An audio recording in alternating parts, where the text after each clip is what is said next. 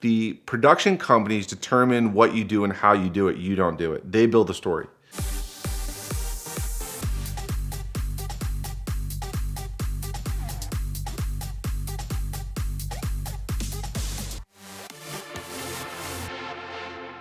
Yeah, it's really funny in Vegas if you look at how many reality TV shows, but let alone automotive TV shows. And me being in Vegas for almost 3 decades, 30 years, I built a lot of relationships with the automotive community. And funny story is Danny from Counting Cars, who has been a friend of mine for a long time, and Kevin, actually, Kevin's partner with the bald head, wears glasses and the chopped off shirt. Him and I used to work out in the gym for years with injury attorney Glenn Lerner, One Call, That's All. Everybody's seen his campaigns all over the country. And we were a crew. We all used to hang out. We were working on cars or gym or riding motorcycles. So Danny comes to me one day and he's got this old Caddy he wants me to work on when we had our shop on Spring Mountain Jones in Chinatown. And he says, "Hey, you're never going to believe this. You know how I go on as a special guest on Pawn Stars with Rick? And they bring me as an expert. Well, the production company really liked me and said, hey, let's shoot a pilot for your cars, because Danny has quite an interesting background. His dad had a Dracula show, which I wasn't around when that was in Vegas because I grew up on the East Coast, and he had this cool collection of hearse. I mean, like really weird hearse, But anyway, Danny says to me, "Yeah, so they want me to do this show. Do you have any interest in it?" And I said, "Not really." And I said, "Well, who's the cast?" And he said, "Well, Kevin. He's my partner, so Kevin's going to be in the show, and Ryan, my painter, and Horny Mike wasn't around at the time, and then there was Rolly." And what's funny is that Rolly from Europe moved to America with nothing, had a van, a really shitty van at that, and would sleep in his van. He was like a mobile car wash guy, and he would just kind of like cling on to Danny and hang around. And Danny felt kind of bad for him and said, "That's fine, you can wash my bikes and my cars." And one day, Rolly comes up to me all excited and says, "I signed an agreement, this TV show that's going to be called Counting Cars." And I said, "Come on, man, really?" And he's like, "Yeah." He's like, "Can you help me out? Because I have to detail cars on the show." So he would hang out in my shop every morning waiting for us to get there because he was going to be on the show and he didn't know anything about detailing. He said, "I know how to wash cars." And at this time, we were already running classes and coaching people in the industry. So I said, "Sure, Rolly, we'll help you out." And of course, you saw Roland on Counting Cars, right? And he's kind of the weird guy with the ponytail and the glasses and the heavy accent. And I did have the opportunity to be on Counting Cars as an expert twice, 2 episodes. They brought me in as an expert. I work with Matrix Paint, who's a manufacturer, who was also a sponsor of the show. And I came in and, I've always been an expert in paint and, color sanding and painting.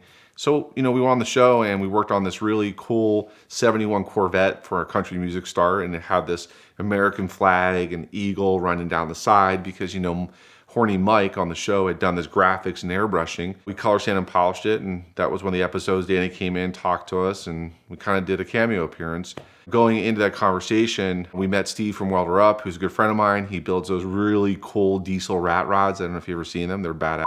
What's really cool about Vegas is that you would think that this place in the middle of the desert with casinos would just be the life. But honestly, it's like everywhere else in America. You go 4 or 5 miles off the strip.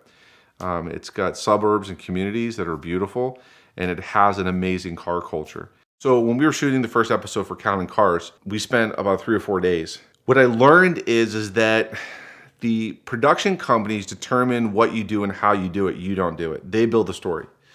And a lot of what you see behind the camera, in fact, Danny does amazing work, but when he's put under these strict timelines, they just want it to look good for camera, because if you saw some of the finished work in person, it's not good. You're told to do X and make it look like X in X time, and that's what you need to do. And there's a lot of pressure, and there's a lot of weird hours. The production company are the gods. You do what the gods tell you to do.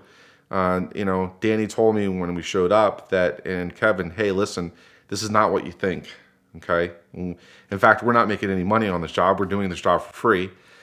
People think that we're getting paid. We're not getting paid, okay? This is free. The sponsors are paying for the cars to be built for the customers, and we don't always finish them 100%. And I was quite shocked. I was like, wow. This is a lot of money for these cars not to look perfect, and they weren't. And I was disappointed because I wanted to do more on the cars, and I was told, stop. It's good enough for camera. So everybody has to understand that reality TV shows are about, like Van Wiki, telling cool stories. But you guys don't see behind the scenes. You don't see, and there's a lot of drama behind the scenes, okay? And it's not my place to share what I saw as far as the cast and what happened, because that's their business. But I respect the fact that I don't know necessarily. I mean, we've been offered to do a reality TV show called The King of Gloss several times by a couple production companies. I just shot one. I'm going to test it. But I think what I'm most concerned about is I don't want it to take away from what I love and what I do. And what happens is when Danny says he gets into TV, he has no control, and it controls you. So people out there that see these reality TV shows, it's not that easy, and it's very stressful, and it's weird hours. I mean, we were at 3 or 4 o'clock in the morning color sanding and buffing a car because that's the only time frame we had that day, and then we had to stay awake for 8 hours and then do it again. That wasn't fun.